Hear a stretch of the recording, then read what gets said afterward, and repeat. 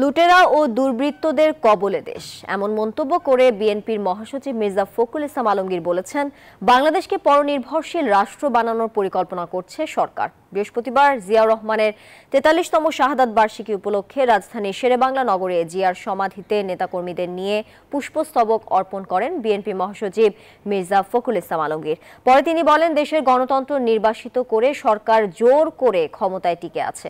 দেশে এই গণতন্ত্র ফিরিয়ে আনতে শপথ নিয়েছেন তারা। জিয়াউর রহমানের শাহাদাত বার্ষিকী উপলক্ষে সাধারণ মানুষের মাঝে খাবার ও উপহার বিতরণের ৩ দিনের কর্মসূচি নিয়েছে বিএনপি। রাজধানীর বিভিন্ন এলাকায় এসব কর্মসূচিতে অংশ নেন বিএনপির জ্যেষ্ঠ নেতারা।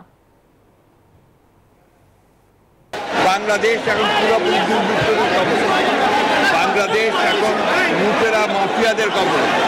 বাংলাদেশ একদিকে যেমন রাজনৈতিক অধিকার হরণ করছে, কিন্তু অন্যদিকে তারা অর্থনীতিকে ধ্বংস করছে এবং তার মূল লক্ষ্য হচ্ছে এটাকে পরনির্ভরশীল একটা ব্যর্থ রাষ্ট্রে পরিণত করা। আমরা এর বিরুদ্ধে লড়াই করছি, ইনশাআল্লাহ আমরা জয়ী হব।